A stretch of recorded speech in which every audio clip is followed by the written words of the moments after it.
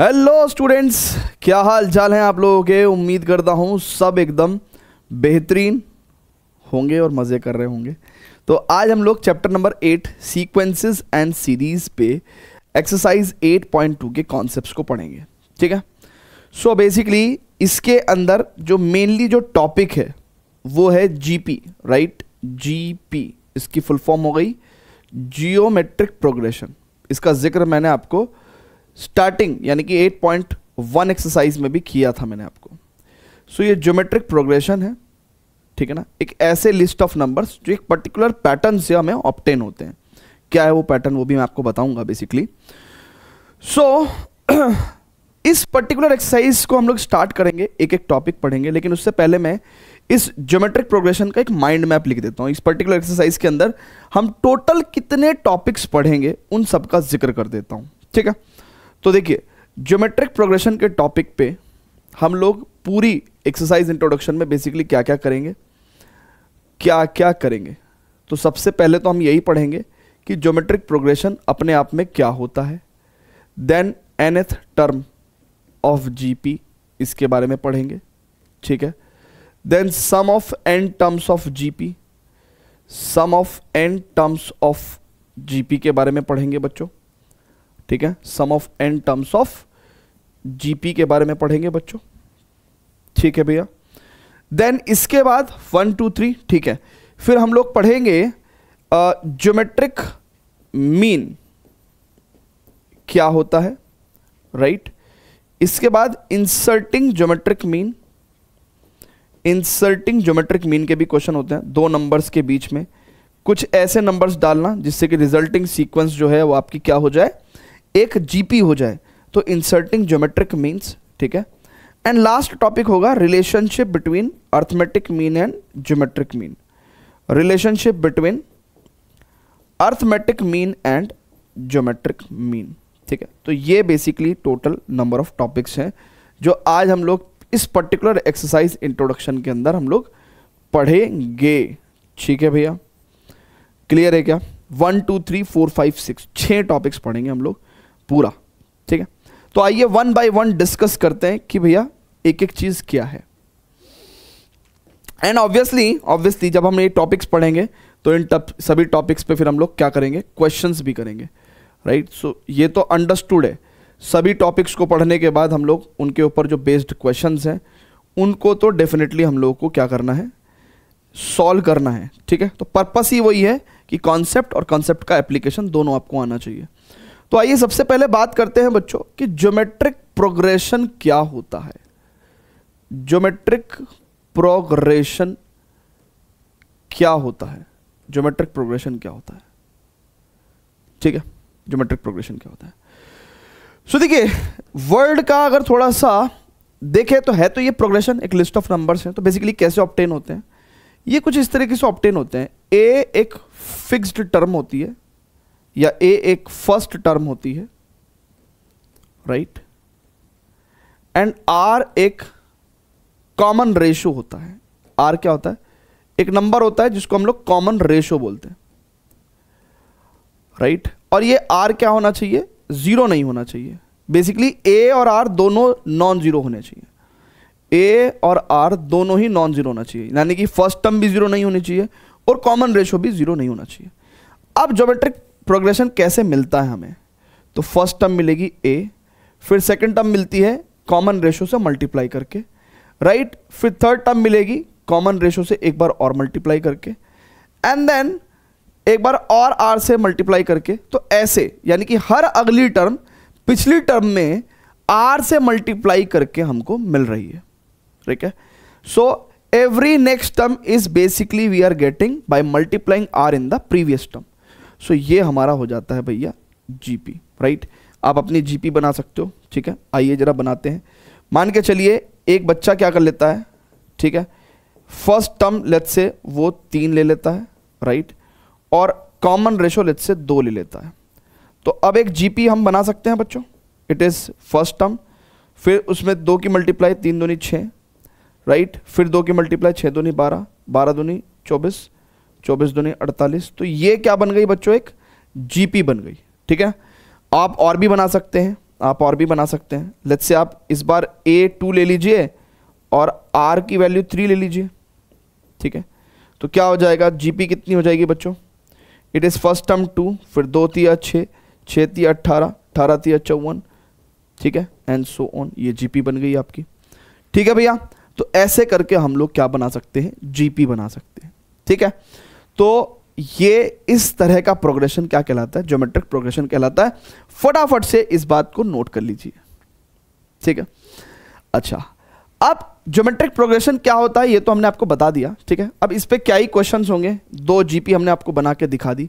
सो देखिए इस पे बेसिकली जो क्वेश्चंस भी होंगे तो कैसे होंगे कि आपको एक पहली टर्म दे देगा और एक कॉमन रेशो दे देगा R की वैल्यू, और आपसे कह देगा कि भैया आप तो हमारे लिए क्या निकाल दो, एक GP बना के दे दो, ठीक है ना।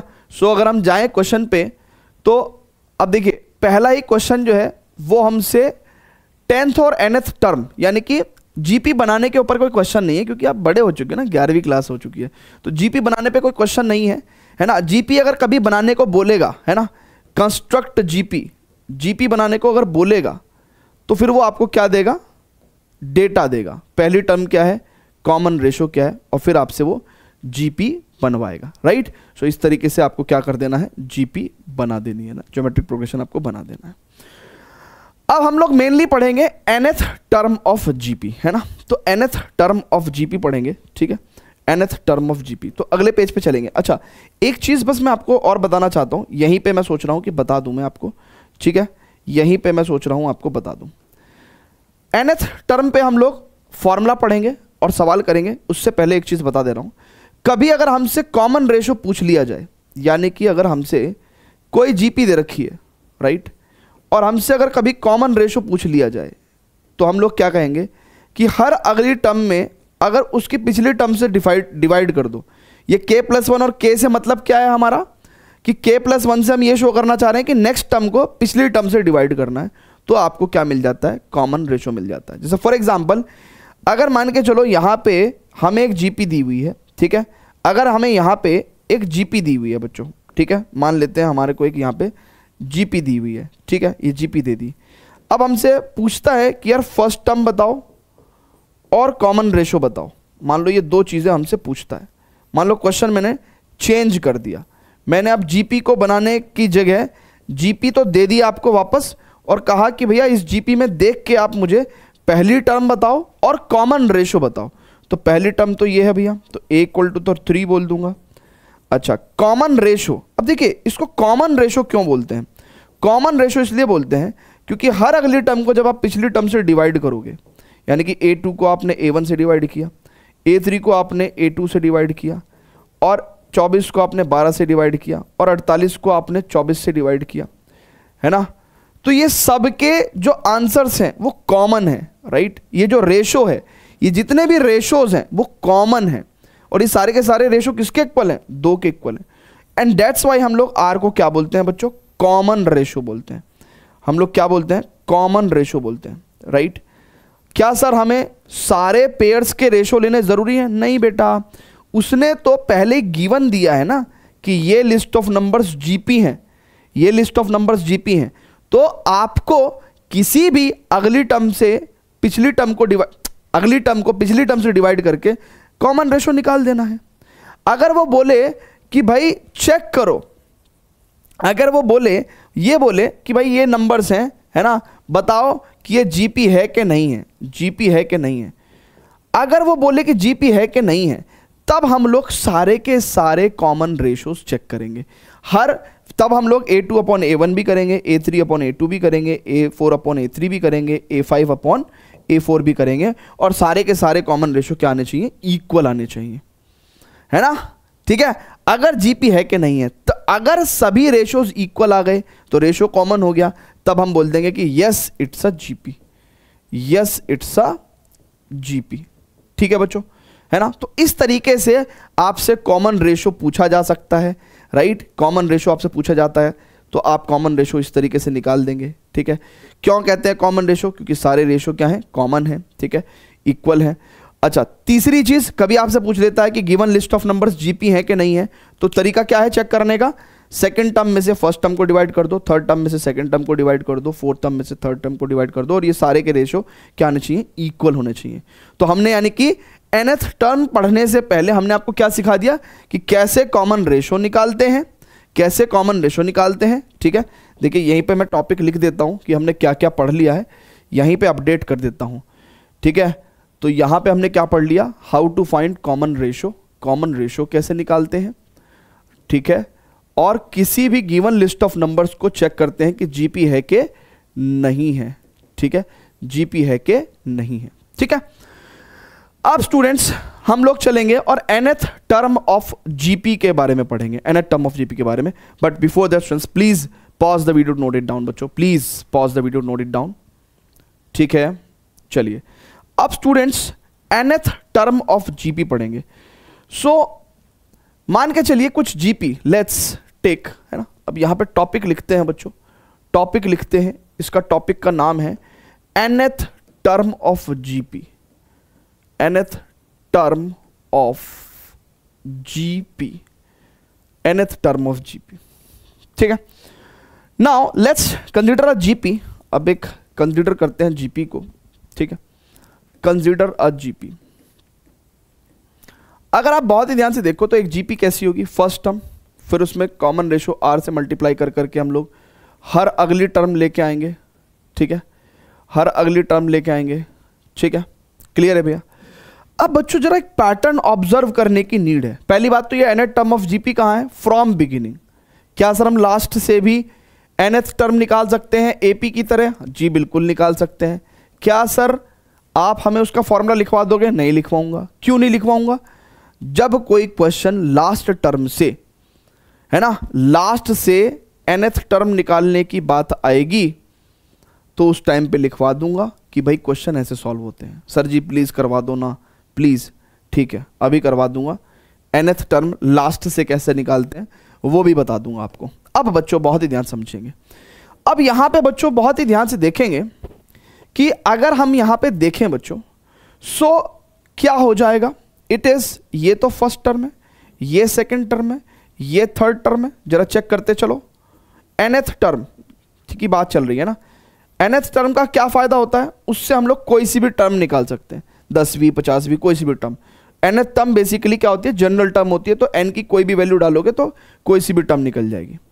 हमने यहां पे एक पैटर्न ऑब्जर्व किया बच्चों, जब हम फिफ्थ टर्म निकाल रहे हैं तो बेसिकली r की पावर 5 माइनस 1 आ रहा है। ओहो हो, हमने पैटर्न क्या ऑब्जर्व किया भैया, अगर हम फिफ्थ टर्म निकालते हैं तो r की पावर में 5 में से एक छोटा नंबर आता है। r की पावर में क्या आता है, 5 में से एक छोटा नंबर आता है। फिर जब हम लोग चौथी टर्म निकालते हैं तो r की पावर में 4 से एक छोटा नंबर आता है। जब हम तीसरी टर्म निकालते हैं तो r की पावर में 3 से एक छोटा नंबर आता है। ओहो हो, यानी कि मुझे एक बात तो यहां समझ में आ गई कि जब मैं nth टर्म कोई सी भी टर्म निकालूंगा तो उस टाइम पे क्या होगा, r की पावर में n से एक छोटा नंबर आएगा। यानी कि यहां से हमें nth टर्म ऑफ जीपी का फॉर्मूला मिल गया फ्रॉम बिगिनिंग, यानी कि an is equal to a into r की पावर n माइनस 1। चेक कर लो, this is the formula for nth term of GP from the beginning. Clear है बच्चों? जल्दी से बोल दो गाइस। परफेक्ट है, क्लियर है, जल्दी से बोलो भैया, एकदम से सुपर है क्या? वेरी गुड बच्चों, वेरी गुड। अब मेरी जान सुनो बहुत ही ध्यान से, हम लोग nth term from the last भी निकालना चाहते हैं, लेकिन पहले एक क्वेश्चन करते हैं, पहले एक क्वेश्चन करते हैं। पहले ये फॉर्मूला नोट करो, पहले ये फॉर्मूला नोट करो। ठीक है, ये फॉर्मूला नोट करो, पहले एक क्वेश्चन करते हैं nth टर्म के ऊपर। सो nth टर्म निकालने के लिए a that is first term into r that is common ratio. So a into r की power n minus 1, where n is क्या, n इज व्हाट, जो टर्म हमें निकालनी है, nth term, order of the term. ठीक है, ठीक है भैया, क्लियर है क्या? वेरी गुड बच्चों। अब स्टूडेंट्स एक क्वेश्चन करते हैं, कह रहा भैया ये जीपी है, ठीक है, लेट्स से ये एक जीपी है, it is 5, 25, 125, right, and so on. ये क्या है बच्चों, एक जीपी दे रखी है। इसी जीपी को मैं कुछ, बहुत ध्यान से देखना, मुझे nth टर्म पूछी है इसकी, और मुझसे क्या पूछा है, 10th टर्म पूछी है। अब ये तो इनफाइनाइट जीपी है, तो लास्ट से तो पूछेगा नहीं, पूछेगा तो शुरू से ही, है ना।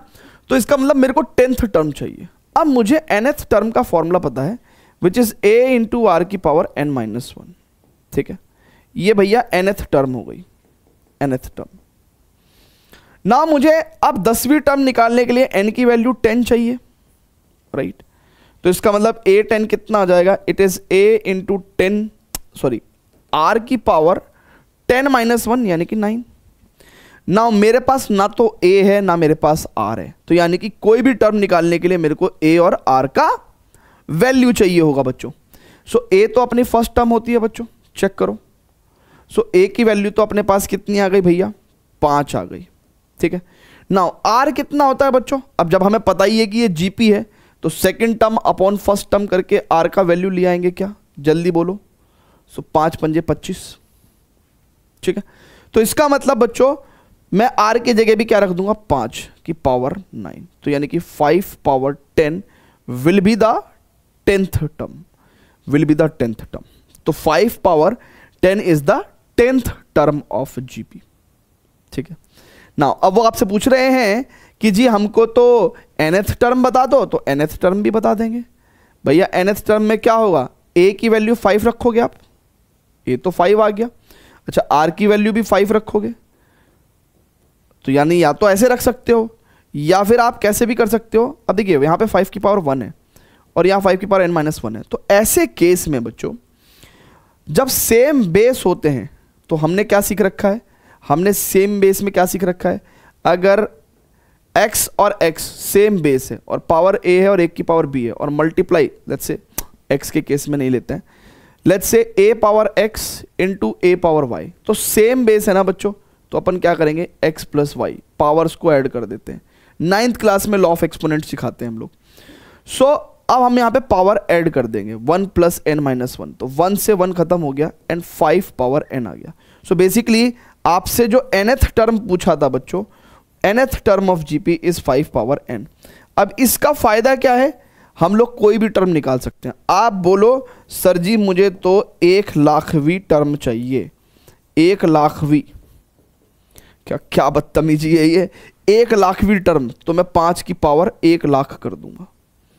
अरे सर जी क्या हमें ऐसे कभी कोई पूछ सकता है, नहीं, ये बदतमीजी सिर्फ हम करते हैं और कोई नहीं करता है, ठीक है। चलिए तो फटाफट से इसको नोट करिएगा बच्चों, हमने nth टर्म का आपको सवाल करवा दिया है। ठीक है, ठीक है, ठीक है, परफेक्ट है भैया मामला, okay, very good, very good. चलिए अब स्टूडेंट्स आगे बढ़ते हैं। कह रहा which term of GP up to n term is 131072। Which term of GP up to n terms is 131072। So basically देखिए क्वेश्चन बहुत ही प्यारा है, थोड़ा दिमाग लगाने की कोशिश करिए। कह रहा भैया एक जीपी है भैया, हाँ जी भैया, स्टार्ट हो रहा है 2 से 8 से 32 से और अप टू n टर्म्स तक जा रहा है ना। कह रहा है कि भैया 131072 ये इस जीपी की कौन सी टर्म होगी, कौन सी टर्म होगी, यानी कि आगे चल के कहीं ना कहीं, आगे चल के कहीं ना कहीं इस जीपी में 131072 आएगा। भैया इस जीपी की तो टर्म है ये, वो पूछ रहा है कि कौन सी टर्म है। मैंने कहा भाई मान लेते हैं nth टर्म है। हमने ये मान लिया कि nth टर्म जो है 131072 है। बस अब तो हमें क्या करना है, हमको n की वैल्यू निकालनी है, जिससे कि हम उसे यहां रख दें और हम बता दें कि ये भाई साहब कौन सी टर्म है, ठीक है। मतलब अब तो हमें सिर्फ n की वैल्यू निकालने की नीड है, जिससे कि हम ये कह सकें कि ये वाले भैया कौन सी टर्म है, मैंने कहा ठीक है भैया। अब यहां पे बहुत ही ध्यान से देखेंगे, ए एन का फॉर्मूला कितना होता है, a into r power n minus one, that is equal to 131072। ठीक है, नाउ ए क्या होता है बच्चों, फर्स्ट टर्म होती है आपकी ए, यानी कि ए की वैल्यू तो 2 आ गई। ठीक है, अब आर क्या होगा भैया, second term upon first term है जी, क्योंकि जीपी दे रखी है ना, तो किसी भी टर्म को उसकी पिछली टर्म से डिवाइड कर दो। सो आर की वैल्यू हो गई 4, तो यानी कि ए की वैल्यू रखेंगे भैया यहाँ पे हम 2, और आर की वैल्यू रखेंगे भैया हम यहाँ पे 4 की power n minus 1, it is equal to 131072।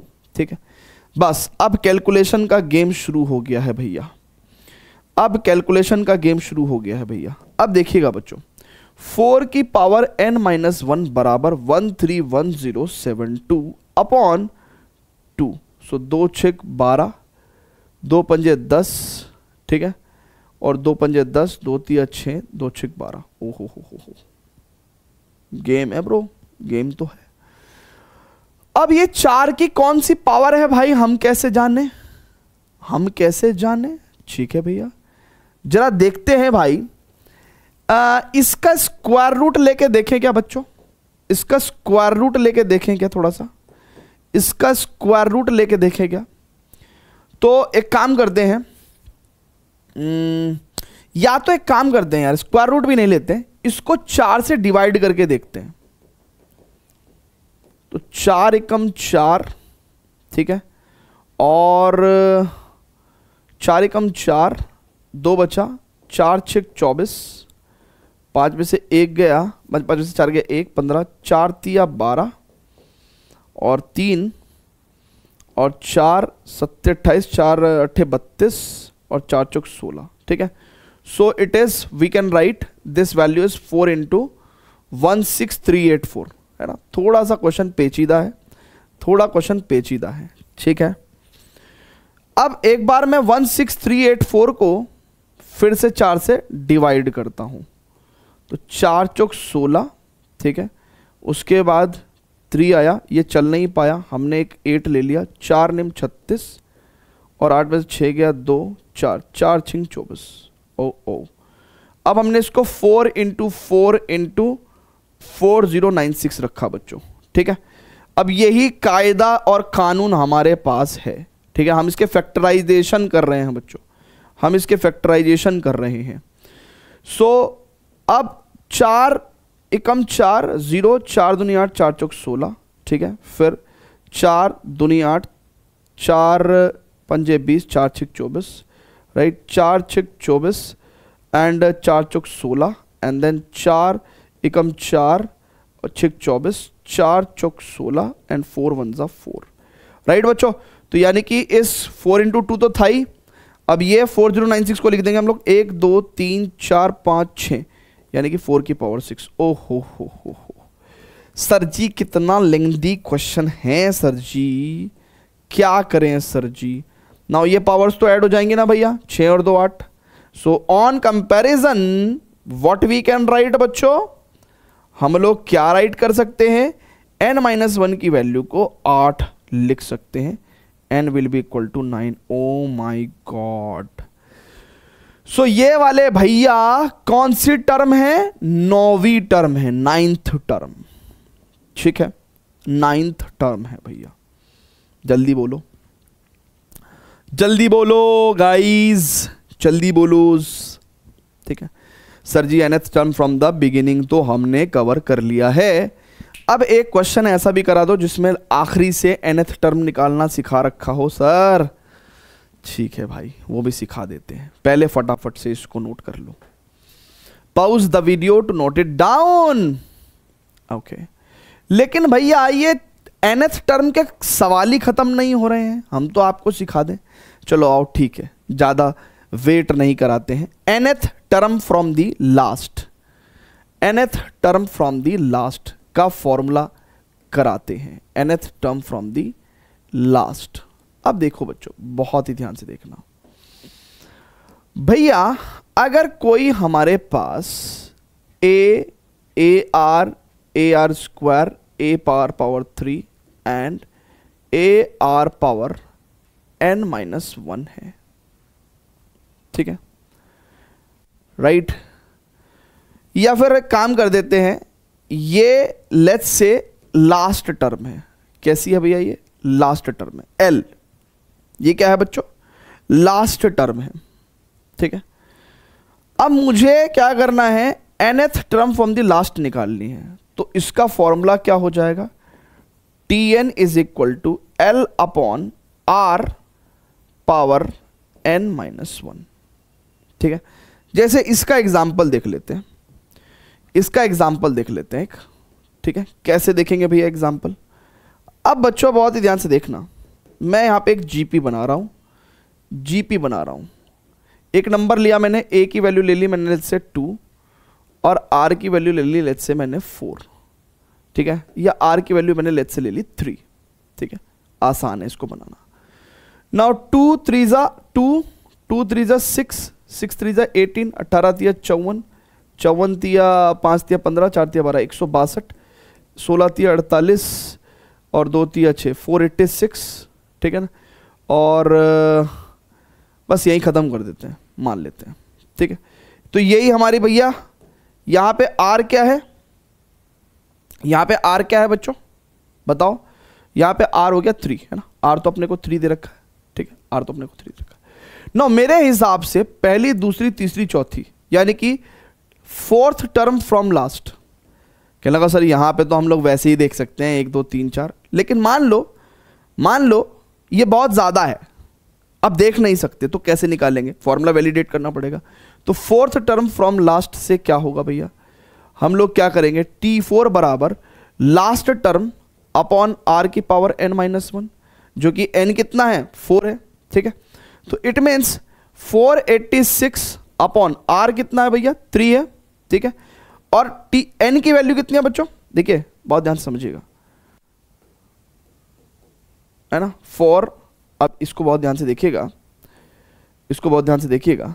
For n is equal to 4, है ना, फ्रॉम लास्ट, ठीक है। तो T4 is equal to last term which is this upon R which is 3 power n-1, यानी कि 4 - 1। तो it means 486 upon 3 power 3, 486 upon 27। ना बड़े प्यार से अब हम लोग यहाँ निकाल सकते हैं। 3 9 27, 3 एकम 3, 3 6 18, 3 दूनी 6, 9 9 एकम 9 और 9 8 72। So this is we have got as 18। तो 18 हमारी कौन सी बैठ गई? चौथी टर्म बैठ गई from the last. So this is how we can write the formula, है ना। So nth term from the last का फॉर्मूला सभी बच्चे क्या कर लेंगे? दिमाग में डाउनलोड कर देंगे, ठीक है। क्लियर है भैया? सो बेसिकली हमने यहाँ पे क्या करा है, ये एक जीपी थी, ठीक है। इसमें हमने क्या करा है, लास्ट से चौथी टर्म निकाली है, ठीक है भैया। जल्दी से बताइएगा। चलिए अब स्टूडेंट्स बहुत ही ध्यान से समझना, बहुत ही ध्यान से, बहुत ही ज़्यादा ध्यान से समझना। हम लोग चल रहे हैं नेक्स्ट क्वेश्चन पे, but please pause the video, note it down, ठीक है। इन आ जीपी, अब ये nth टर्म का क्वेश्चन है, ठीक है। In a GP the third term is 24, ठीक है। आप लोग बोर तो नहीं हो रहे हो ना? सब सही चल रहा है मामला? समझ में आ रही है चीज़ें आपको, है ना? फास्ट तो नहीं जा रहा है, स्लो तो नहीं जा रहा है, ज़्यादा तो नहीं हो रहा है। देखिए 11वीं क्लास में आ गया यार, इतनी मोटी मोटी आपकी किताबें हैं, खुद से पढ़ने जाओगे दिमाग में सर में दर्द हो जाएगा। अब एक सर जी जो हैं आराम से आपको पढ़ा रहे हैं घर बैठे रिलैक्स्ड होके, तो मुझे लगता नहीं कि कोई प्रॉब्लम होगी। अगर अब भी प्रॉब्लम हो रही है तो अंजलि का क्या होगा? अंजलि को मैं तुम्हारा मुंह कैसे दिखाऊंगा कि ये वो बच्चे हैं जो बिल्कुल नहीं पढ़ पा रहे हैं। अंजलि भी कहेगी हट बदतमीज। चलिए, so in GP the third term is 24। So तीसरी टर्म जो है वो 24 है बच्चों, ठीक है। ये गिवन है, ये गिवन डेटा है। And sixth term is 192। Find the 10th term, find the 10th term. अब देखिए आपको भी पता है कि an is equal to a r power n minus 1। तो एक तो इसकी प्रैक्टिस कर लो। जीपी में अगर अपने को 10वीं टर्म चाहिए तो ए आर पावर 9, यानी कि आर की पावर में 10 से 1 कम आएगा। ए 9 चाहिए तो ए आर पावर 8, ए आर पावर 8। ए 100 चाहिए तो ए आर पावर 9। ए 17 चाहिए तो इसका मतलब ए आर पावर 16। तो यानी कि इससे कम नंबर रखते हैं, दैट्स इट।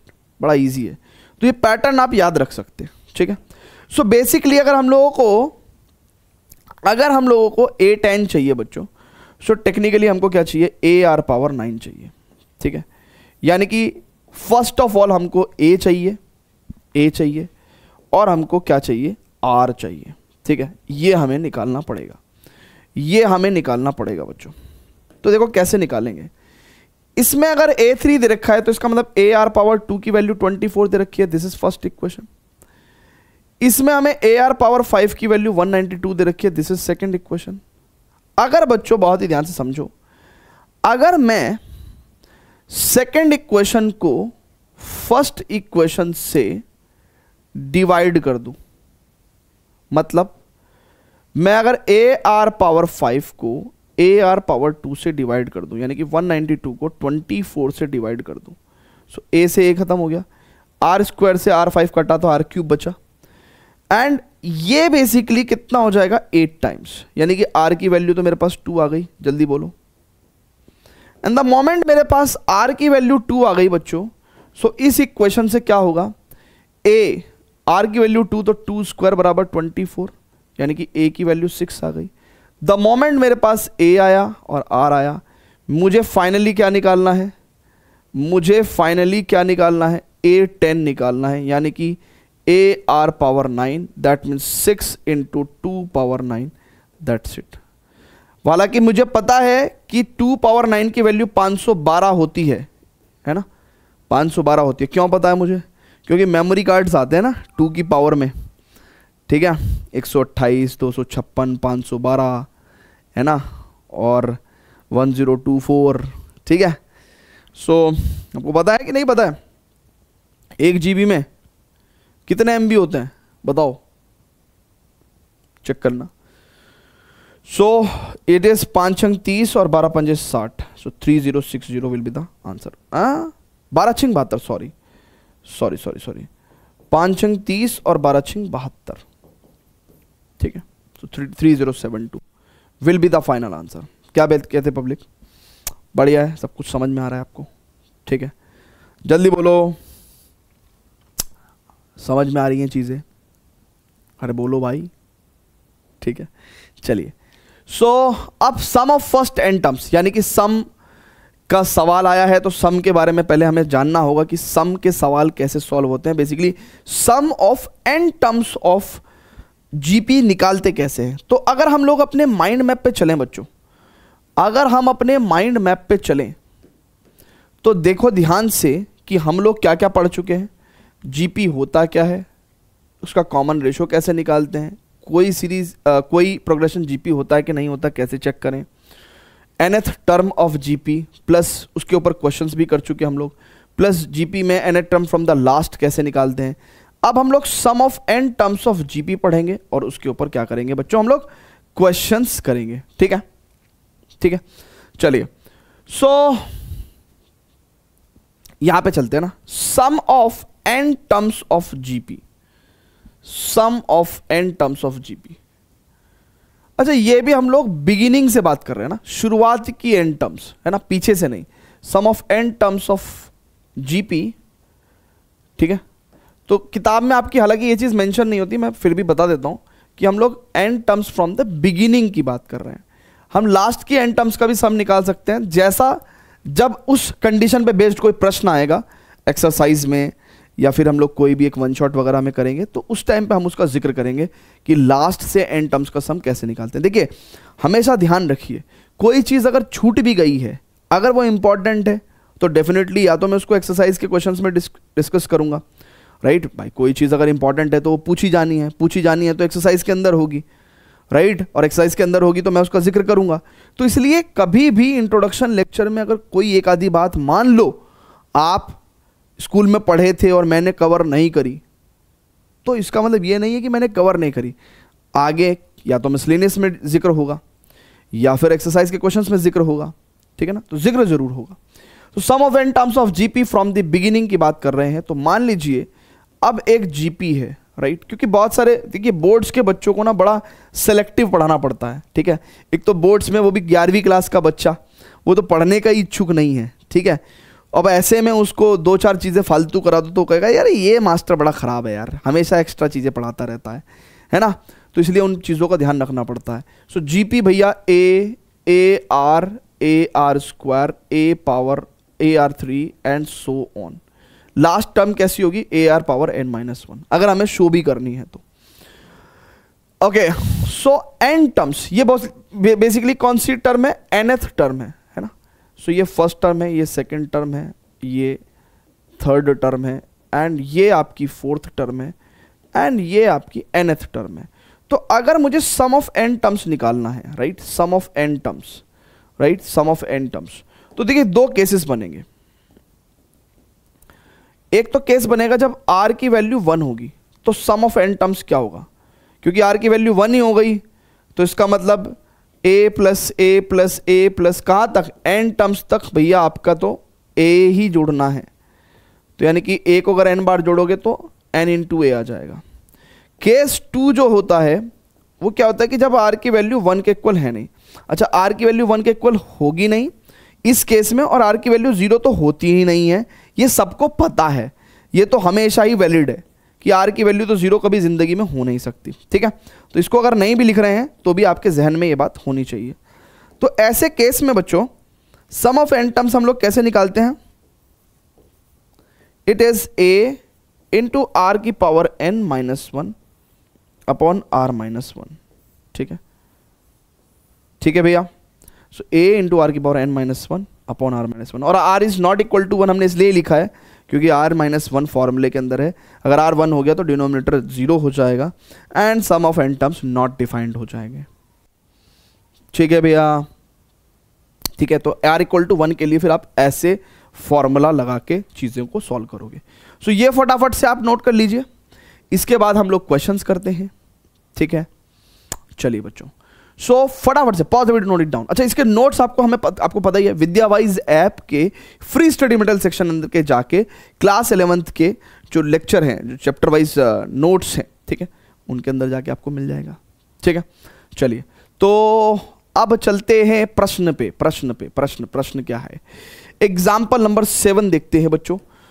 कह रहा है कि find the sum of first n terms and sum of first 5 terms of the geometric series of this. तो ज्योमेट्रिक सीरीज क्यों बोल रहे हैं, है तो ये जीपी, बट क्योंकि जीपी की टर्म्स उन्होंने क्या कर दिया है, आपको इस तरीके से दे दिया है ना, आपको सम के फॉर्मेट में दे दिया है। खैर ये जीपी है, राइट, और ये ज्योमेट्रिक सीरीज है, तो इन्हीं टर्म्स को समेशन के तौर पे लिखना इज कॉल्ड एज सीरीज, ठीक है। अब सबसे पहले तो फर्स्ट टर्म हमारी क्या हो गई भैया, 1 हो गई, ठीक है। And what will be the common ratio, it is second term upon first term, तो r की वैल्यू 2/3 हो जाएगी, ठीक है। ओके, क्योंकि अपॉन में 1 करेंगे तो वापस से यही आ जाएगा। Now find the sum of first n terms. तो sum of first n terms, clearly r is not equal to 1, r 1 के इक्वल नहीं है, तो फॉर्मूला क्या लगेगा, a इंटू आर की पावर n-1 अपॉन r-1, यानी कि a that is 1 into r यानी कि 2/3 की पावर n-1 अपॉन 2/3 - 1, ठीक है। So this is your sum of n terms, ठीक है, ठीक है भैया। नाउ अब उसने कहा sum of the first 5 terms निकाल दीजिए। अब इसी फॉर्मूले में बच्चों, इसी फॉर्मूले में आप n का वैल्यू 5 रख दीजिए, क्या प्रॉब्लम है, यानी कि sum of 5 terms will be equal to 2/3 की पावर 5 -1 अपॉन 2/3 - 1, राइट। सो इस चीज को आप ऐसे भी लिख सकते हैं, 2/3 power 5 -1 upon this is 2 - 3 upon 3। So basically क्या हो जाएगा बच्चों, अगर आप देखो तो 2/3 की पावर 5 -1 अपॉन -1 अपॉन 3। सो यहाँ पे कितना हो जाएगा, सम ऑफ द 5 टर्म्स देखिए नेगेटिव को जब भेजेंगे तो 1 माइनस 2/3 की पावर कितना हो जाएगा, 5 हो जाएगा। और ये नेगेटिव की जब मल्टीप्लाई हुई ऊपर नीचे, और 1/3 तो यहाँ पे इस तरीके से 3 आ जाएगा। देखिए बच्चों ये जो 3 है ये तो ऑब्वियसली मल्टीप्लिकेशन में चला जाएगा ना, ठीक है, तो वही हमने किया है, ठीक है, वही हमने किया है। तो आप आंसर चेक कर सकते हैं, इट इज़ 3। अच्छा यहाँ पे इन्होंने प्रॉपर आंसर दे रखा है, तो ठीक है आंसर सॉल्व कर देते हैं। So it will be equal to 3। Now 1 minus 2 की पावर 5 32 होता है, और 3 की पावर 5 कितना होगा, 3 तिया 9 तिया 27 तिया 81 तिया 243 है ना, 8 तिया 24 और 1 3 जा 3, ठीक है। सो इट इज 3 टाइम्स 243 में से 32 गया, सो 3 में से 2 गया 1, 4 में से 3 गया 1, it is 211/243। So it will, इसको अगर काटेंगे तो इट इज 211/81 आ जाएगा। यही आ रहा है भैया, बिल्कुल परफेक्ट आ रहा है। ठीक है भैया, जल्दी से बोल दीजिए सर, आ रहा है आपको समझ में। तो ये सम ऑफ n टर्म्स का हमने फॉर्मूला पढ़ा, एंड उसके बाद हमने इसमें सम ऑफ n टर्म्स का फॉर्मूला लगा के टर्म निकाली, and sum of first 5 terms भी हमने निकाल दी। देखिए अब इवेंचुअली उसको जिक्र करना पड़ा, फर्स्ट 5 टर्म्स नहीं भी करता तो भी हम फर्स्ट 5 टर्म्स ही जोड़ते, है ना, तब भी हम लोग पहली दूसरी तीसरी चौथी पांचवी 5 टर्म्स ही जोड़ते। ठीक है, आ रहा है सबको, वंडरफुल एकदम समझ में, जल्दी से बताइएगा। चलिए तो आगे बढ़ते हैं, नेक्स्ट क्वेश्चन करते हैं। कह how many terms of GP are needed to give the sum 3069512। तो देखिए क्वेश्चन को जरा समझिए, देखिए क्वेश्चन समझना बहुत ज्यादा जरूरी है, ठीक है, क्वेश्चन समझना बहुत ज्यादा जरूरी है। तो 3, 3/2, 3/4, ठीक है, ये हमारी जीपी की कुछ सर्टेन टर्म्स हैं, ठीक है, डॉट डॉट डॉट डॉट करके मतलब आगे तक जा रही है, ठीक है। कह रहा भैया ये फर्स्ट टर्म हो गई, ये सेकंड टर्म हो गई, ये थर्ड टर्म हो गई, ठीक है। अच्छा अब बच्चों बहुत ही ध्यान समझिएगा, ऐसी कितनी टर्म्स को वो कह रहा है जोड़ा जाए, ऐसी कितनी टर्म्स को, बच्चों बहुत ध्यान समझना, ऐसी कितनी टर्म्स को जोड़ा जाए कि भैया सम जो है वो 3069/512 आ जाए। यानी कि सम ऑफ n टर्म्स तो आपको क्या दे रखा है बच्चों, 3069/512। तो यहां पे लिख देते हैं गिवन क्या है भैया, गिवन है अपने को सम ऑफ n टर्म्स 3069/512। बस आपको यह बताना है कि ये कितनी टर्म्स का सम है, यानी कि आपको n की वैल्यू निकालनी है। तो जीपी में ऐसा होता है ना, इस तरह के क्वेश्चंस आपको 8.2 में मिल जाएंगे, कि जैसे एपी में होते थे ना कि nth टर्म दे दिया, सम ऑफ टर्म्स दे दिया, कॉमन डिफरेंस पूछ लिया, तो कॉमन डिफरेंस दे दिया, सम ऑफ टर्म्स दे दिया, तो नंबर ऑफ टर्म्स पूछ लिया। तो ऐसे ऐसे क्वेश्चंस आपको यहां पे मिलेंगे, कभी सम ऑफ टर्म्स दे के नंबर ऑफ टर्म्स पूछ लेगा, कभी नंबर ऑफ टर्म्स दे के सम ऑफ टर्म्स पूछ लेगा, कभी number of terms sum of terms दे के कॉमन रेशो पूछ लेगा। तो कुछ ना कुछ आपसे पूछता रहेगा, ठीक है। इस तरह के भी क्वेश्चंस आपको 8.2 में देखने को मिलेंगे। खैर अब हमें n निकालना है। अब देखिए सम ऑफ n टर्म्स का फॉर्मूला कितना होता है, इट इज a r की पावर n-1 अपॉन r-1 बराबर 3069/512। नाउ अब जरा बहुत ही ध्यान से देखना पड़ेगा बच्चों कि यहां पे एक चीज जो है वो देखनी पड़ेगी बच्चों। क्या देखनी पड़ेगी बच्चों, बहुत ही ध्यान से देखेंगे कि हमने पहले तो देखो a निकालना है और फिर r निकालना है, ठीक है। सो a निकालना है, a कितना है भैया, first term it is 3, and then फिर हमको क्या निकालना है, r निकालना है, दैट इज कॉमन रेशियो निकालना है अपने को। So that is second term upon first term. So it will 3/2 into 3 से 3 कट गया, यानी कि 1/2 आ गया। सो भैया हमारे पास जो कॉमन रेशियो आ गया वो कितना आ गया बच्चों, हाफ आ गया, ठीक है। चलिए भैया अब हमारा काम तो हो गया, हमारा काम तो हो गया। अब इस इक्वेशन में हम लोग a और r की वैल्यू रखेंगे 3। देखिए इस इक्वेशन में 3 हाफ की पावर n-1 अपॉन हाफ -1 बराबर 3069/512, ठीक है। अच्छा, अब बच्चों बहुत ध्यान समझना। सो 3 इट इज 1/2 की power n minus 1 upon half minus 1 is minus का हाफ, इट इज 3069 अपॉन 512। ठीक है, अब देखिए ये 3 जो है वो यहां चला गया डिवीजन में, राइट। बल्कि बल्कि बल्कि बल्कि बल्कि बल्कि बल्कि कुछ मत काटो, ये माइनस की मल्टीप्लाई तो मैं यहां कर दे रहा हूं ऊपर, और 2 को मैं ले जा रहा हूं यहां पे। ये 2 तो ऊपर जा सकता है ना मल्टीप्लिकेशन में। नो ये 3 2 जा 6 कहां आ जाएगा, डिवीजन में आ जाएगा। ठीक है,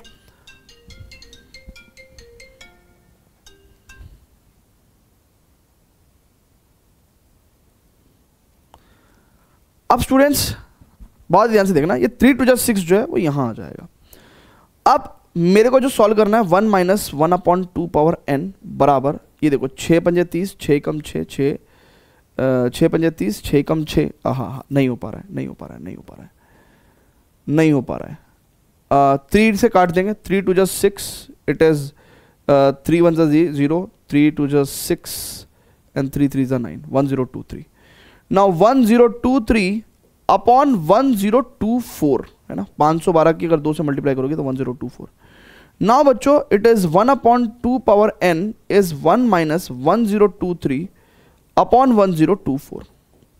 नाउ गाइज अगर आप बहुत ही ध्यान से देखें तो 1/2 पावर n, अच्छा बच्चे क्या करते हैं जनरली थोड़ा डर जाते हैं, एलसीएम लेंगे तो बच्चे क्या करते हैं जब इस तरह की टर्म्स आने लगती है ना, बच्चों को तब तक ठीक है जब तक 2 4 5 10 आंसर आ रहा है ना तो ठीक है, जहां पे 1024 1023 बच्चा डर गया।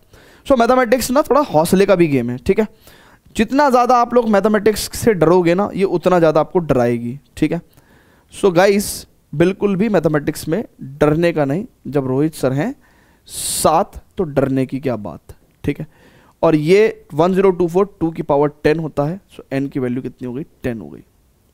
ठीक है भैया, क्लियर है क्या? ठीक है, अच्छा कुछ लोग सोचते हैं सर आपको कैसे पता 1024 2 की पावर 10 होती है।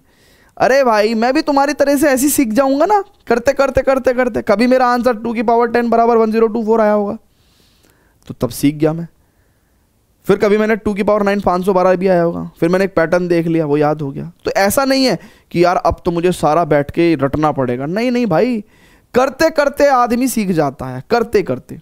ठीक है, तो रटने की जरूरत नहीं है, मैथमेटिक्स करो, रोज करोगे रोज इंप्रूव होगा, रोज करोगे रोज इंप्रूव होगा। ठीक है भैया, फटाफट से तो n की वैल्यू कितनी आ गई, 10 आ गई। ठीक है ब्रो, ठीक है, n की वैल्यू 10 आ गई।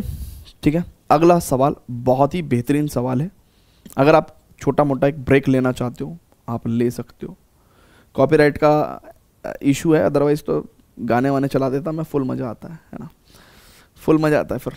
ठीक है जब ब्रेक लेने की नीड हो ना तो बेहतरीन सा गाना चलाओ जिसमें बीट्स वीट्स हो, ठीक है, तो और मज़ा आता है। बाकी आप लोग तो ले ही सकते हो ब्रेक, ठीक है, बट मेक श्योर ब्रेक जो है वो तब लेना चाहिए या उस सिचुएशन में ब्रेक लेना चाहिए कि भैया ब्रेक लेने के बाद फिर वापस आ जाओ, पता चले ब्रेक ही लेते रह गए हम लोग। ठीक है, ठीक है भैया, चलिए अब स्टूडेंट्स नेक्स्ट क्वेश्चन पे चलते हैं। वो कहता है कि भैया the sum of the first 3 terms of a GP is this and the product is -1, find the common ratio in the terms. देखिए एक तो मैं आपको बता दूं कि इस तरह के क्वेश्चंस में आपके साथ लफड़ा हो सकता है अगर आपने, देखिए मान लो sum of the first 3 terms of a GP is 13/12, तो मान लो किसी बच्चे ने टर्म ऐसे ले ली 3 terms of GP, first 3 terms of GP किसी बच्चे ने कैसे ले ली, ऐसे ले ली। फर्स्ट 3 टर्म्स ऑफ जीपी अगर किसी बच्चे ने कैसे ले ली, ऐसे ले ली, ए आर और ए आर स्क्वायर, और इसका सम कितना है 13/12।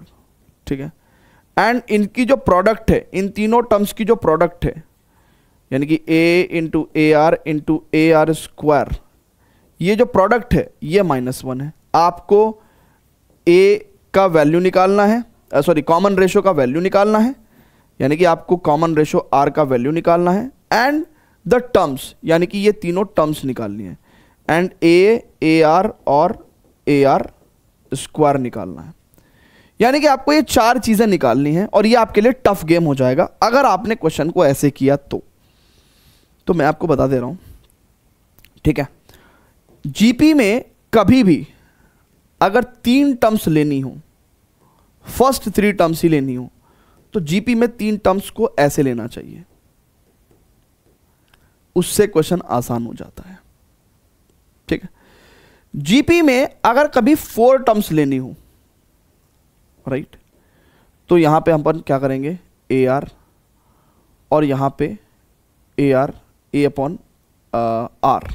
ठीक है, a upon r, this is a r cube and this is a upon r cube. ठीक है। अब अगर आप बहुत ही ध्यान से देखोगे ना, तो इन सब को अगर आप मल्टीप्लाई करोगे तो आर खत्म हो जाता है। थोड़ा सा ऐसे हिसाब से हम ले रहे हैं। और अगर देखो तो कॉमन रेशो आर स्क्वायर है, आर स्क्वायर से मल्टीप्लाई करोगे तो ए अपॉन आर आ जाएगा, फिर आर स्क्वायर से मल्टीप्लाई करोगे तो ए आर आ जाएगा, फिर आर स्क्वायर से मल्टीप्लाई करोगे तो ए आर क्यूब। सो 3 और 4 टर्म्स मैंने आपको ऐसे बताई। इसी तरीके से आप अदर भी ऑड इवन टर्म्स ले सकते हैं। ठीक है ना भैया। इसके बाद तो आप निकाल ही लोगे ना भैया, इसी की कॉपी पेस्ट मार दो, इसी की कॉपी पेस्ट मार दोगे अगर आप, तो आपको और टर्म्स भी आ जाएंगे। जैसे फॉर एग्जांपल अगर आपको फिर से ऑड नंबर ऑफ टर्म्स चाहिए, यानी कि 5 चाहिए, तो यहां पे आप फिर से क्या कर दोगे, ए आर स्क्वायर कर दोगे, और यहां पे आप ए अपॉन आर स्क्वायर कर दोगे, राइट। अगर आपको 6 टर्म्स चाहिए होंगी तो इसी को ही आप कंटिन्यू कर दो, यानी कि ए आर पावर 5 अपॉन यहां पे ए अपॉन आर पावर 5। बट इतनी कोई पूछता नहीं है, आपको मैंने बता दिया कि जीपी में कुछ नंबर ऑफ टर्म्स अगर आपको लेनी है तो इस तरीके से आप ले सकते हो। So according to our question हमने फर्स्ट 3 टर्म्स ऑफ जीपी को कैसे लेना चाहिए था बच्चों? फर्स्ट 3 टर्म्स को हमको ऐसे लेना चाहिए था, ए अपॉन आर, ए और ए आर के तौर पे। अब जब आप एडिशन वाली इक्वेशन लिखते, यानी कि 3 टर्म्स ऑफ जो सम ऑफ फर्स्ट 3 टर्म्स हैं, यानी कि 3 टर्म्स का अगर हम सम की बात करेंगे बच्चों, तो इट इज 13 अपॉन 12। एक इक्वेशन तो अपने को ये दे रखी है, राइट। एंड दूसरी इक्वेशन क्या दे रखी है कि भैया इनका जो प्रोडक्ट है वो -1 है। तो यानी कि ये जो 3 टर्म्स हैं, इनका जो प्रोडक्ट है वो कितना है भैया, इट इज -1। ठीक है, इट इज -1। अब देखो हम लोग सब कुछ निकाल देंगे। सो दिस इज सेकेंड इक्वेशन। पहली बात तो यहां से r से r गया और a क्यूब बराबर -1 आ गया, तो सबसे पहले तो आपके पास a की वैल्यू -1 आ गई। चेक कर लो बच्चों, a क्यूब की वैल्यू अगर -1 है तो a की वैल्यू क्या आ जाएगी, -1 आ जाएगी। ठीक है, a की वैल्यू भैया क्या हो जाएगी, -1 आ जाएगी। अच्छा, अब a की वैल्यू -1 आ गई बच्चों। Now find the common ratio and the terms. ठीक है, सो a की वैल्यू -1 आ गई, तो अब हम लोग कॉमन रेशो निकाल सकते हैं। तो पुट a का वैल्यू -1 कहां पे, यहां पे। सो पुट इन इक्वेशन 1, तो a की वैल्यू -1 यहां रख दी, तो -1 अपॉन आर प्लस या -1 माइनस आर, -1 अपॉन आर, -1 और -r is equal to 13 upon 12। ठीक है, आई होप आपने ये नोट कर लिया होगा। ठीक है, इतने की ही जरूरत थी आपको, ये 2 तो मैंने फालतू में लिखवा दिया। ठीक है, इतने की जरूरत है। ठीक है, तो आई होप आपने ये सब नोट कर लिया होगा, तो मैं इसको हटा देता हूँ। ठीक है, अब स्टूडेंट्स बहुत ही ध्यान से देखना, मैंने सारे के सारे नेगेटिव्स उधर भेज दिए। ठीक है, मुझे बिल्कुल भी नेगेटिव्स पसंद नहीं है। सो 1 + r स्क्वायर बराबर -13/12r। एलसीएम लेके मैंने r की क्रॉस मल्टीप्लीकेशन कर दी। नाउ बच्चों अगर आप बहुत ही ध्यान से देखेंगे तो it is 12 + 12r + 12r square plus 13r is equal to 0। So 12r square plus 25r, right, plus 12 is equal to 0। 12 12 144। ठीक है, सो क्या फैक्टराइजेशन होगा बच्चों, 144 के अगर मैं फैक्टर्स बना दूं, है ना भैया, इसकी प्रोडक्ट तो 144 हो जाएगी ना। सो 2 7 14, 2 दूनी 4, 2 3 6 और 2 6 12 और 2 1 2, 2 8 16। सो 18 और 6, सो 18 और 6 24 बैठते हैं ना। सो 2 9 18। ठीक है, सो 2 दूनी 4 दूनी 8 दूनी 16, 16 और 9 25। So 12r square plus 16r plus 9r plus 12 equal to 0। So it is r and it is 4, it is 3r plus 4 plus it is 3, it is r+4 है, राइट? सही कर रहा हूँ क्या मैं? 4 दिया 12, 4 चौक 16 r है ना। सो इट इज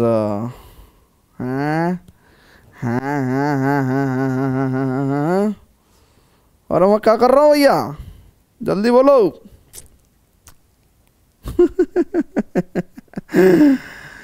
हट बुड़बक, हट हट हट बुड़बक, हट बुड़बक, हट बुड़बक। सही तो कर रहा हूँ भाई मैं, क्या यार, सही तो कर रहा हूँ भाई मैं, सही तो कर रहा हूँ मैं, जल्दी बोलो। तो देखिए 3r+4 और 4r+3 0 है अगर, तो मान के चलिए अगर मैं r की वैल्यू ये वाली 0 रख दूं तो r की वैल्यू इज -4/3, और अगर ये क्वांटिटी 0 रख दूं तो -3/4, राइट है बच्चों?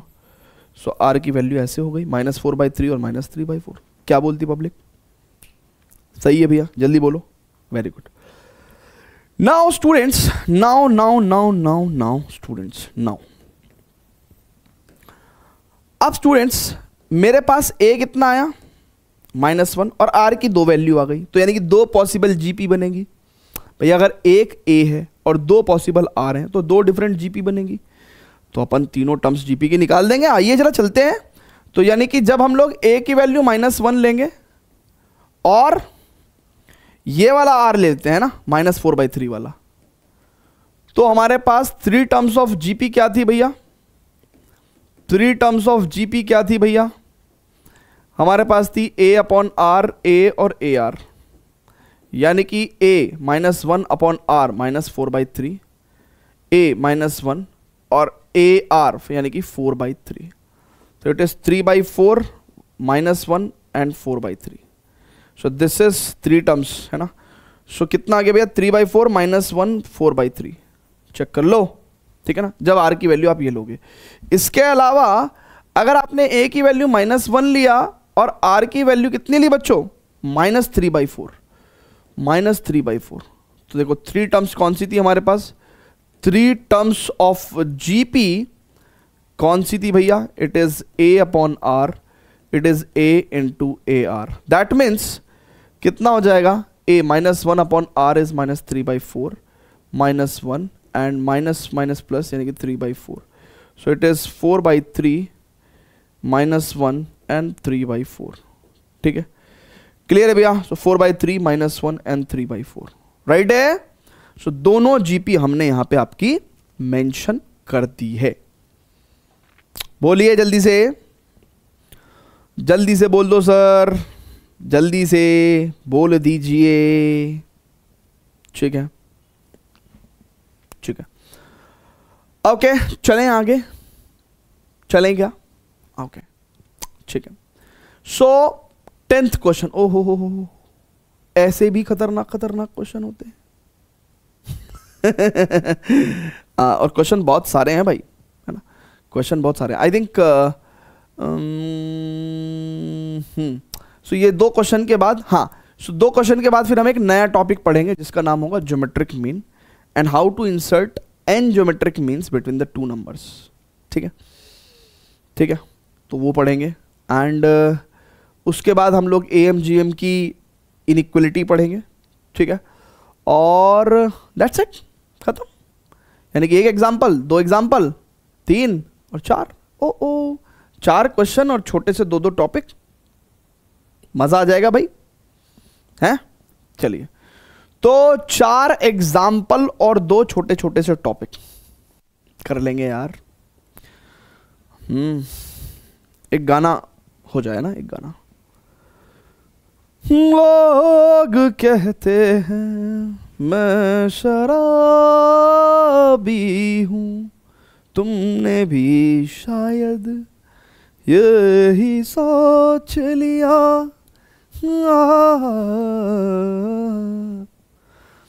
नशा शराब में होता तो नाचती बोतल, महकते झूमते पैमानों में होती हलचल।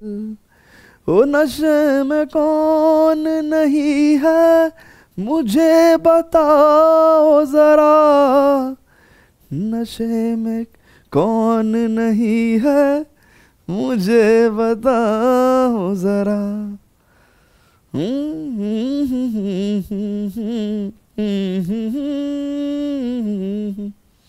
चलिए, तो find the sum of the sequence this to n terms. ठीक है, ओके बच्चों, ओके ओके ओके। देखिए, इस तरह के क्वेश्चन को बहुत ही प्यार से हम लोग सॉल्व करते हैं।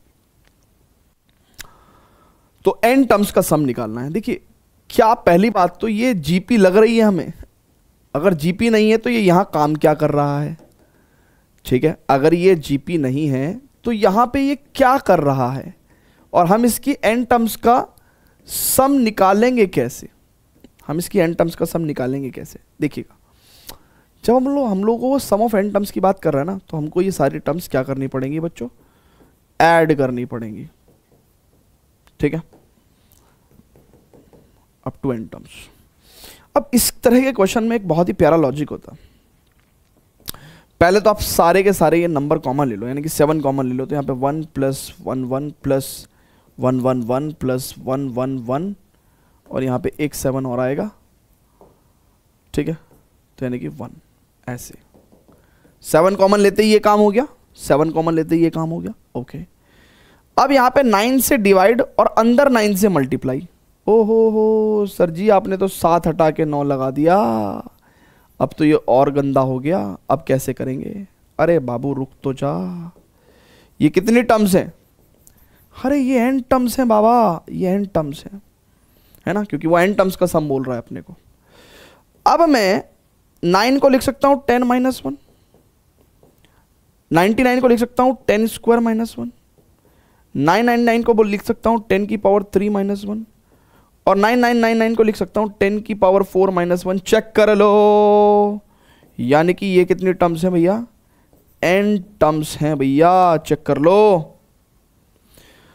अब बच्चों अगर बहुत ही ध्यान से देखो तो क्या मैं 10 + 10² + 10³, अरे सर ये तो जीपी आ रहा है, अरे ये तो धोती खोल रहा है, अरे भैया ये क्यों कर रहे हो सर जी? ये ही तो जलवा है बेटा, ध्यान से तो देख, ये कितनी टर्म्स हो गई? n टर्म्स हो गई, n टर्म्स हो गई। ठीक है, माइनस, अब ये 1 1 1 1, कितनी बार 1 घटाओगे? कितनी बार तुम्हें मना किया है? तो 1 1 1 1 कितनी बार घटाना है? n बार घटाना है। अरे 1 को अगर n बार जोड़ोगे तो n ही हो जाएगा ना बाबा। चेक कर लो, चेक कर लो, चेक कर लो, यानी कि ये सम जो है, अब हम इस सम के नजदीक हैं, अब हम इस सम के नजदीक हैं बबुआ। ध्यान से देख, ध्यान से देख बेटा, ध्यान से देख। इसको तो मैं लिख सकता हूं कैसे? इसमें फर्स्ट टर्म भी 10 है और कॉमन रेशन भी 10 है, तो 10 × 10 पावर n - 1 अपॉन 10 - 1 9, ठीक है, माइनस का n, ऐसे ही आ जाएगा भैया आंसर। चेक कर लो, आंसर यही है भैया, यही है। हाँ जी, हैं जी। अब अगर आपको ये 4 टर्म्स का ही मान लो सम चाहिए होता तो आप क्या करते? यहाँ इनकी वैल्यू 4 रख दो, आ जाएगा सम। ठीक है, क्लियर है भाई? जो 4 एग्जाम्पल मैं आपको कह रहा था उनमें से एक तो हो गया खत्म। ठीक है, परफेक्ट है क्या भाई? जल्दी बोलो, जल्दी बोलो भाई, परफेक्ट है क्या मामला? बहुत टाइम हो गया भाई, निकलना है, मेरी ट्रेन है भाई, अब जल्दी जाना है मेरे को।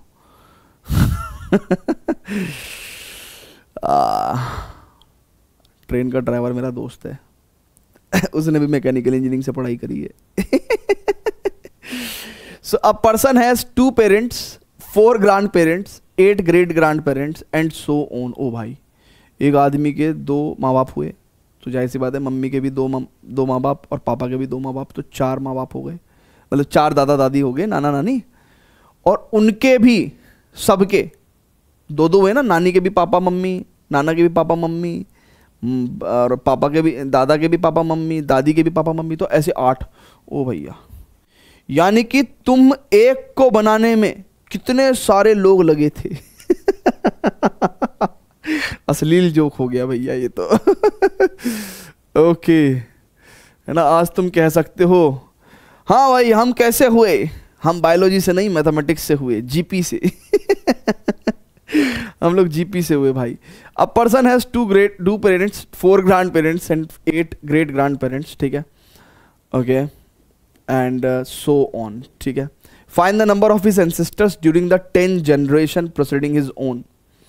सो find the number of ancestors हमें कैलकुलेट करना है, ठीक है ना, प्रेसिडिंग हिज ओन, तो यानी कि उसकी जनरेशन से पहले कितने जनरेशन जो है, number of ancestors in the 10 generations. सो उससे पहले पहली जनरेशन में तो 2 लोग हैं, उससे पहले दूसरी जनरेशन में, मतलब 2 जनरेशन पुरानी में 4 लोग थे, है ना, ऐसे 3 जनरेशन पुरानी में 8 लोग थे। सो ऐसे करके 10 जनरेशन तक टोटल कितने एंसेस्टर्स थे, ठीक है, टोटल कितने एंसेस्टर्स थे। तो सम ऑफ 10 टर्म्स निकालना है, जिसमें कि हम लोग लिख सकते हैं a यानी कि 2, और यहाँ पे साफ साफ a 2 दिख रहा है, और कॉमन रेशो भी अपना कितना दिख रखा है, ठीक है, कॉमन रेशो कितना दिख रहा है, इट इज 2, ठीक है। सो 2 power 10 - 1 upon 2 - 1, so it means 2 और 2 की पावर 10, 1024 -1 अपॉन 2 में से एक गया 1, ठीक है। तो 1023 इंटू 2 कितना हो जाएगा भैया, 2046, यानी कि 10 पीढ़ियों में 2046 लोगों ने मिलकर तुम्हें बनाया है। तुम इतने मुश्किल से इस धरती पे आए हो भाई। कितना मैथमेटिक्स लगाना पड़ा है यार। ओके, सो 2046 भाई, वाह, ये क्वेश्चन तो क्वेश्चन ऑफ द ईयर है, क्वेश्चन ऑफ द ईयर है भाई, क्वेश्चन ऑफ द ईयर है भैया, ये क्या कहते हैं पब्लिक। चलिए खैर आगे बढ़ते हैं, एंड आगे वो क्या कह रहा है, वो हमसे कह रहा है insert 3 numbers between 1 and 256 so that the resulting sequence is a GP. पहले ये वाला नोट कर लो यार, है ना, ये वाला नोट कर लो, ठीक है। अब जीपी में है ना, insert 3 numbers between the 1 and 256 so that the resulting sequence is a GP। देखिए यहाँ पे हम लोग दोनों कॉन्सेप्ट पढ़ेंगे, पहले जरा अपने माइंड मैप पे चलते हैं। माइंड मैप के अनुसार, वाह वाह वाह वाह, अनुसार, हिंदी में कितने प्यारे प्यारे वर्ड होते हैं। माइंड मैप के अनुसार हम लोगों ने यहाँ तक निपटा दिया है मामला, ठीक है। अब हमें ज्योमेट्रिक मीन पढ़ना है between the 2 numbers and inserting geometric means, ये दोनों चीज़ें पढ़ते हैं, ठीक है। उसके बाद relationship between arithmetic mean and geometric mean दोनों पढ़ेंगे, ठीक है। चलिए तो सबसे पहले तो पढ़ते हैं ज्योमेट्रिक मीन क्या होता है। ज्योमेट्रिक मीन, है ना, ज्योमेट्रिक मीन तो बेसिकली ये है क्या, है ना, अगर हम लोग बात करें कि ये है क्या। So let there be 2 positive numbers, है ना, let there be 2 positive numbers, 2 positive numbers A and B, let there be 2 positive numbers A and B। अब मुझे इनके बीच में यहां पे एक ऐसा नंबर डालना है सो दैट ये तीनों नंबर्स मिलके क्या बना दें बच्चों, जीपी बना दें। ऐसे नंबर को अपन क्या बोलते हैं, ज्योमेट्रिक मीन बोलते हैं। यानी कि 2 नंबर्स के बीच में एक ऐसा नंबर डालना जिससे कि तीनों नंबर्स मिलके क्या बना दें, जीपी बना दें, इसको ज्योमेट्रिक मीन बोलते हैं। और ज्योमेट्रिक मीन बेसिकली हमारे पास कैसे आता है, सिंपल है भैया, अगर ये जीपी बनेगा तो जी अपॉन ए जो कॉमन रेशो है वो बी अपॉन जी के इक्वल होगा, एंड हेंस जी स्क्वायर बराबर ए बी, एंड जी की हम लोग पॉजिटिव वैल्यू लेते हुए G equal to root a b, है ना, स्टैंडर्ड फॉर्मेट है, पॉजिटिव वैल्यू ले लेते हैं, ठीक है, लेने को नेगेटिव वैल्यू भी ले लेंगे, ठीक है, तब भी एक जीपी बना सकते हैं अपन, ठीक है, कोई दिक्कत नहीं है, क्योंकि नेगेटिव से मल्टीप्लाई करने के बाद एक नेगेटिव नंबर आएगा, ठीक है, एंड उसके बाद फिर नेगेटिव मल्टीप्लाई करने के बाद फिर एक पॉजिटिव नंबर आ जाएगा। सो अगर एक कॉमन रेशो नेगेटिव हुआ तो उससे मल्टीप्लाई करने के बाद ज्योमेट्रिक मीन भी नेगेटिव आ सकता है, और फिर से नेगेटिव से मल्टीप्लाई करने के बाद वापस से बी नंबर पॉजिटिव आ सकता है, तो कोई प्रॉब्लम नहीं है. But for the standard convenience we take it as g is equal to square root of a b, and this is how we find out the geometric mean. ठीक है, तो ऐसे हम लोग ज्योमेट्रिक मीन निकालते हैं, और यही ज्योमेट्रिक मीन का फॉर्मूला है, यही ज्योमेट्रिक मीन का फॉर्मूला है. ठीक है, अच्छा अब बहुत ही ध्यान समझेंगे. अब इसमें एक केस और भी आता है जो मैंने लिखवाया था आपको, इंसर्टिंग एन ज्योमेट्रिक मीन्स. क्या आता है? Inserting n geometric means. मतलब क्या कह रहा भैया? मतलब वो कह रहा है किन्हीं भी दो नंबर्स के बीच में, if there are two positive numbers, right, then हम लोग उसके बीच में कुछ ऐसे n नंबर्स बीच में घुसाना चाहते हैं, डालना चाहते हैं, सो दैट ये पूरा का पूरा क्या हो जाए, जीपी बन जाए, ज्योमेट्रिक प्रोग्रेशन बन जाए. अब ये जो n नंबर्स हमने बीच में इंसर्ट करे हैं, ये n ज्योमेट्रिक मीन्स है, right, inserting n geometric means है ना. लेकिन ये आएंगे कैसे, निकालेंगे कैसे इसको? तो इसके ऊपर हम लोग डायरेक्टली क्या करेंगे बच्चों, एक क्वेश्चन करेंगे. डायरेक्टली क्वेश्चन करेंगे तो ज्यादा बेहतर क्लियर होगा. ठीक है, फटाफट से आप इसको नोट करेंगे. जैसे इसके लेफ्ट वाले केस में तो मैं आपको एक छोटा सा एग्जाम्पल भी यहां पे अगर मैं लिख के बता दूं कि भैया लेट्स से अगर हमारे पास लेट्स से 5 है और हमारे पास 25 है, ठीक है, या फिर लेट्स से 50 है हमारे पास. ठीक है, 50 भी नहीं लेते हैं, 5 ले लेते हैं, और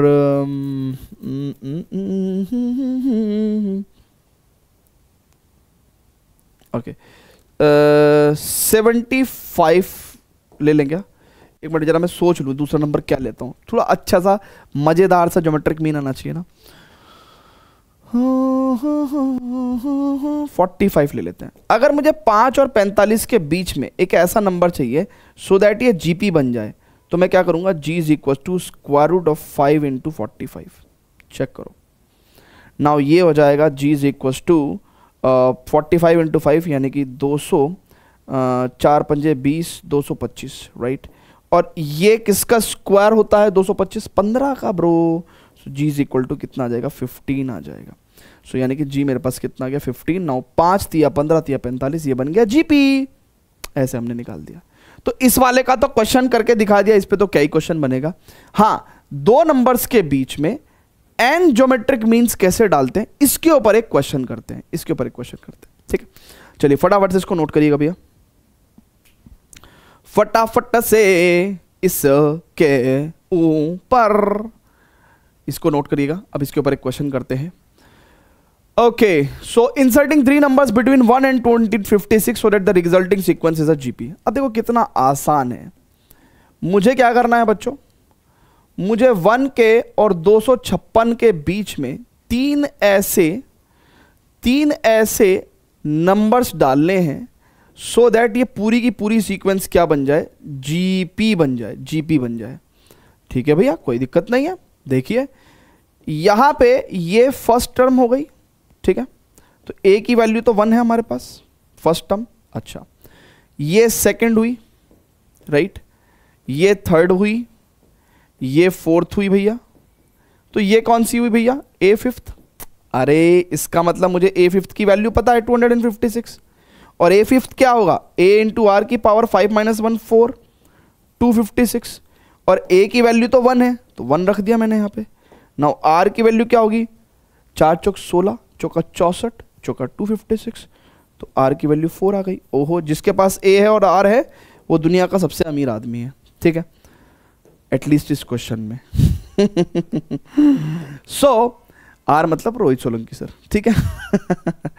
सो इसका मतलब ये जो 3 नंबर डालने थे G1, G2, G3, so basically G1 क्या है, actually second term of the GP है, और जिसको हम लोग AR के तौर पे निकाल सकते हैं, और A हमारा 1 है और R हमारा 4 है. तो G1 तो भैया आ गया 4. फिर G2 की बात करेंगे. G2 भैया क्या है, A3 है, यानी कि थर्ड टर्म है, यानी कि AR स्क्वायर हो गया, यानी कि A का वैल्यू 1 और R का वैल्यू 4, 4 का स्क्वायर यानी कि 16 हो गया. देन G3 की बात करेंगे, it is A power A, fourth term A4, so it means A fourth term, now this is a are की पावर 3, नाउ ए की वैल्यू 1 और आर की पावर 4, 4 की पावर 3, 4 चौक 16 चौका 64। सो यानी कि ये 4, अब देखिएगा बच्चों, इसका मतलब फाइनली हमने क्या कर रहा है, 1 और 256 के बीच में हमने 3 नंबर्स 4, देखिएगा हमने 3 नंबर्स 4, 16 और 64, ये 3 नंबर्स हमने ऐसे इंसर्ट किए हैं, ठीक है, कि रिजल्टिंग सीक्वेंस क्या हो गई, जीपी में हो गई, जीपी में हो गई है ना। देखिएगा बच्चों बहुत ध्यान से, रिजल्टिंग सीक्वेंस क्या हो गई, जीपी में हो गई है। 1 4 16 64 256, चेक कर लो, राइट है भैया, जल्दी से जल्दी क्या, ठीक है। ओके बच्चों, सो एग्जाम्पल नंबर 12 हो गया। अब हम लोग लास्ट एग्जाम्पल करेंगे जिसके अंदर हम लोग अर्थमेटिक मीन और ज्योमेट्रिक मीन पे बात करेंगे, ठीक है। सो फटाफट से इसको प्लीज नोट करिएगा। चलिए, सो गाइस लास्ट क्वेश्चन है, arithmetic mean and geometric mean of the 2 positive numbers a and b are 10 and 8 to find the numbers. अब गाइस बहुत ही ध्यान से समझना, ये अच्छा क्वेश्चन है इसलिए करवा रहा हूं, ठीक है। पहले तो अपन चलते हैं अपना स्टार्टिंग में माइंड मैप पे, क्योंकि वो लास्ट टॉपिक को अपने को टिक भी तो करना ना। कितना अच्छा लगता है ना जब हम अपने मैप को, अपने टास्क को, अपने टू डू को कंप्लीट करते हैं, तब हमें कितना अच्छा लगता है कि यार देखो आज हमने ये भी कर लिया है, इंसर्टिंग एंड ज्योमेट्रिक मीन भी कर लिया है, और हमने relationship between AM and GM अब हम पढ़ने वाले हैं, ठीक है। चलिए बच्चों, so relationship between AM and GM, बच्चों बहुत ही ध्यान से समझिएगा। पहली बात तो समझिए बच्चों, अर्थमेटिक मीन क्या होता था। अर्थमेटिक मीन वो स्टैटिस्टिक्स वाला ही मीन है वैसे तो ये, लेकिन अगर हम एपी से भी रिलेट करें तो 2 पॉजिटिव नंबर्स के बीच में एक ऐसा नंबर डालना सो दैट रिजल्टिंग सीक्वेंस क्या बन जाए, एपी बन जाए, इसको बोलते हैं हम अर्थमेटिक मीन, ठीक है। और ये आता है हमारे पास a + b/2 करके, ठीक है। दिस इज अर्थमेटिक मीन, है ना। ये क्या है भैया, अर्थमेटिक मीन है, ठीक है। अब एक बात और समझिए, अब मान के चलो 2 नंबर्स हैं a और b, ठीक है, इनके बीच में एक ऐसा नंबर g डालना सो दैट रिजल्टिंग सीक्वेंस क्या बन जाए, जीपी में बन जाए। So g is equal to, अभी आपने निकाला, is equal to square root of a b, इसको बोलते हैं अपन ज्योमेट्रिक मीन, ठीक है, ज्योमेट्रिक मीन, ठीक है। अच्छा, अब एक रिलेशनशिप होती है, एक रिलेशनशिप होती है, और कैसे आई ये भी आपको बता दूंगा कि कैसे आई वो रिलेशनशिप, कैसे आई वो रिलेशनशिप। सो अर्थमेटिक मीन हो गया, ज्योमेट्रिक मीन हो गया, ठीक है। नाउ वी नो दैट तो relationship between AM and GM, है ना, रिलेशनशिप बिटवीन अगर कभी 2 पॉजिटिव नंबर्स ए और बी दिए हुए हैं तो उनके एएम और जीएम में क्या रिलेशन होता है, अर्थमेटिक मीन और ज्योमेट्रिक मीन में क्या रिलेशन होता है। सो रिलेशन बहुत सिंपल सा है भैया, अर्थमेटिक मीन ज्योमेट्रिक मीन से इक्वल या हमेशा बड़ा होगा, A is always greater than equal to G. यानी कि हमने क्या पढ़ा basically, arithmetic mean will always be greater than equal to geometric mean, ठीक है। अब हाउ टू प्रूव दिस, है ना, इसका प्रूफ भी लिखवा देते हैं भैया, है ना, इसका प्रूफ भी लिखवा देते हैं, इसका प्रूफ लिखवा देते हैं। देखिए बच्चों बहुत ही ध्यान से समझिएगा, अगर मैं ए और जी को सब्ट्रैक्ट कर दूं, a - g, तो ये a + b/2 हो गया, और ये माइनस का स्क्वायर रूट ऑफ a भी हो गया, राइट, ठीक है। और a और b 2 पॉजिटिव नंबर्स हैं, ये हमने मेंशन ही किया था ना, let a and b be 2 positive numbers, a and b be 2 a and b। क्या क्यों लिखते हैं बच्चों हम लोग इनको पॉजिटिव नंबर्स, क्योंकि इनके स्क्वायर रूट इन्वॉल्व होते हैं, और स्क्वायर रूट नेगेटिव नंबर्स के कॉम्प्लेक्स नंबर हो जाते हैं, इसलिए हम लोग a और b को पॉजिटिव नंबर कंसिडर करके चलते हैं। नाउ बच्चों अगर आप बहुत ही ध्यान से देखो तो a - g को आप a को लिख सकते हो आप, देखिए अब इस अगले टर्म में क्या हो सकता है, a + b - 2 of square root of a b upon 2। Now बच्चों अगर बहुत ही ध्यान से देखेंगे आप, सो इट इज a को लिख सकता हूं मैं square root of a square, b को लिख सकता हूं मैं square root of b square, और इसको लिख सकता हूं मैं twice of square root of a into square root of b, ठीक है। इसलिए a और b को पॉजिटिव रखा हमने क्योंकि इनके स्क्वायर रूट इन्वॉल्व है अपॉन 2, ठीक है। सो बच्चों अगर आप बहुत ही ध्यान से देखो तो a - g is equal to square root of a - square root of b upon 2 का होल स्क्वायर होगा, और किसी भी चीज का होल स्क्वायर जो है ना वो या तो 0 होता है या 0 से बड़ा होता है। तो यानी कि इट एम्प्लाइज हमारे को क्या मिल गया, a minus g greater than equal to 0 मिल गया, तो a is greater than equal to g हो जाएगा। सो यहां से ये रिलेशन आता है, किसी को चाहिए था प्रूफ तो हमने करा दिया। क्या एग्जामिनेशन में इंपॉर्टेंट है? नहीं एज सच, बट फिर भी कोई पैसे तो लग नहीं रहे हैं तो इसलिए हमने लिखवा दिया, इसलिए हमने बता दिया आपको। अगर आप याद रख सकते हैं तो वेरी गुड, नहीं याद रख सकते तो स्किप कर सकते हैं, सिर्फ रिजल्ट याद रख सकते हैं। ठीक है, चलिए तो अब इस पर्टिकुलर इंट्रोडक्शन लेक्चर का, कॉन्सेप्ट लेक्चर का लास्ट क्वेश्चन करते हैं बच्चों। लास्ट क्वेश्चन कह रहा है कि भैया if arithmetic mean and geometric mean of two positive numbers a and b, क्या दे रखा है, 10 और 18 दे रखा है। अगर a प्लस बी का value, arithmetic mean a plus b by 2, ठीक है, इसका वैल्यू कितना दे रखा है 10, और ज्योमेट्रिक मीन यानी कि square root of a b का वैल्यू कितना दे रखा है बच्चों 8। कह रहा भैया a बता दो और b बता दो। हाँ हाँ भैया बता देंगे, क्या गल है भैया, बता देंगे, क्या दिक्कत है।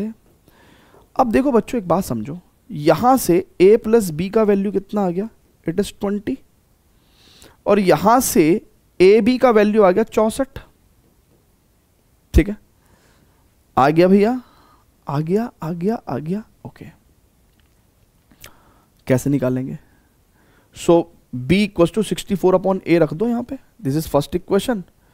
तो b equals to 64 upon a लिख दो, put in first equation. So a plus B की जगह 64 अपॉन ए एंड, ठीक है, तो this is a square minus 20a plus 64 बराबर कितना हो गया बच्चों, 0 हो गया। नाउ अब इसको जब सॉल्व करेंगे बच्चों तो 16 चौका 64, तो a square minus 16a minus 4a plus 64 equal to 0। So a minus 16 minus 4a minus 16, यानी कि a का वैल्यू या तो 4 या 16। ठीक है, the moment when a equal to 6 लोगे आप, a इक्वल टू 4 लोगे, a इक्वल टू अगर 4 लोगे तो b कितना हो जाएगा 64 अपॉन a यानी कि 16, या फिर अगर a की वैल्यू आप 16 लोगे तो b कितना हो जाएगा 64 अपॉन 16 दैट इज 4।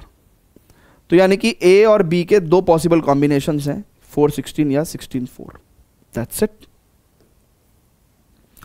तो यहां पे खत्म हो जाता है हमारा 8.2 का इंट्रोडक्शन। गाइस उम्मीद करता हूं आपको बहुत ही अच्छे से, बहुत ही प्यार तरीके से मजा आया होगा और समझ में आया होगा। इन केस एनी प्रॉब्लम होगी तो प्लीज़ कमेंट करके बताइएगा, and thank you very much. और इसके बाद हम लोग नेक्स्ट लेक्चर करेंगे जहां पे हम लोग करेंगे 8.2 के क्वेश्चंस, एंड इसके नोट्स आपको पता ही है हमारे विद्यावाइज ऐप के फ्री स्टडी मिडिल सेक्शन में जाके आपको मिल जाएगा। तो मिलते हैं नेक्स्ट लेक्चर में, till then good bye, love you all.